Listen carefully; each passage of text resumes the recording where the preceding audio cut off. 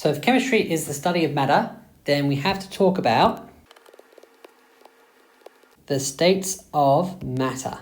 Now, most matter that you see around you is made up of 3 different states: solids, liquids, and gases. Now, each one of these different states of matter can be defined by which properties they all share and which properties are distinct from one another. One property that each one of these 3 elements share is that they all have a fixed mass. So what does that mean? That means if I have a kilogram of a solid and put it in a room, that mass is not going to change. You can't create or destroy mass. The only way to change the mass would be to add more of that solid or to take some of that solid away. And this is true for all 3 elements.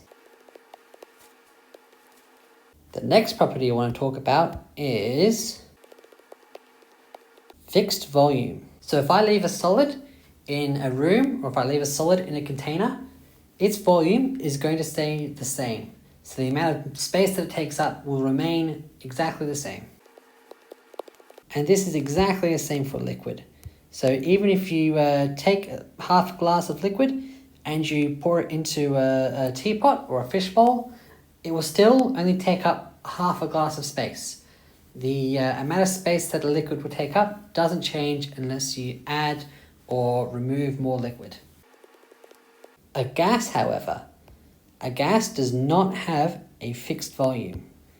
So what that means is if I have a room and if I put a small amount of gas in it, that gas will very quickly expand to take up the space of the entire room.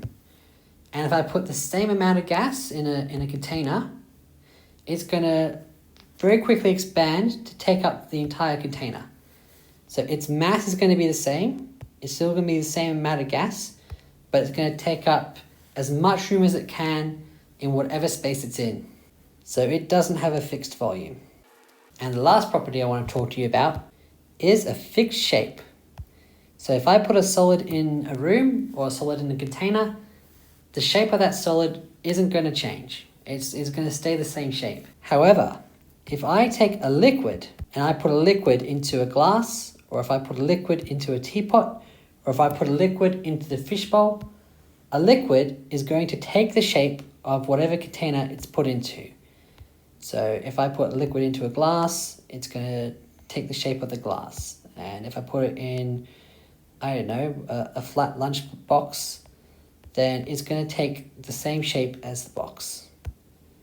It doesn't have a fixed shape. Its shape will change to fit the container that it is put into. And this is the same for gases as well. As I explained before, if you put a gas in a room or a container, it will change its space to fill up that entire container or to fill up that entire room.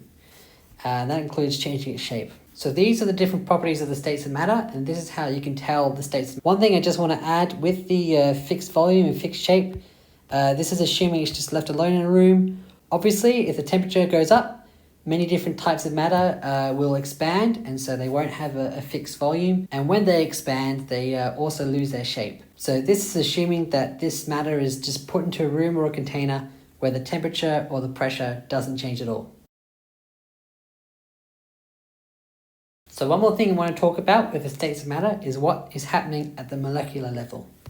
So if you have a solid, all the molecules or atoms that make up that solid are going to be very tightly packed together, and there's hardly going to be any movement between them. They're all going to sort of huddle up together and stay very close together. So that's what I'm sort of trying to draw here.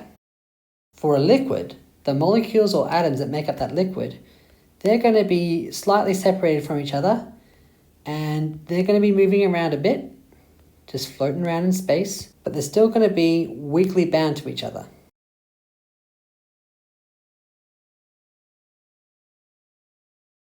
So the fact that the molecules are all weakly bound to each other means that they're able to move around as liquids do, but they're not going to separate and change their volume. A gas, however, the molecules that make up a gas, they're just floating everywhere, and there is nothing keeping them together. In fact, they want to be apart, and they're going to try and spread out from each other as much as they can. So they have high movement and they're not bound to each other, they just spread. So this is what's happening at the molecular level at these three different states of matter. Solids, they're closely packed together, hardly move any movement. Liquids, they're moving around but they're still sort of bound together. Gases, they're not bound together and they're just moving out as far as they can.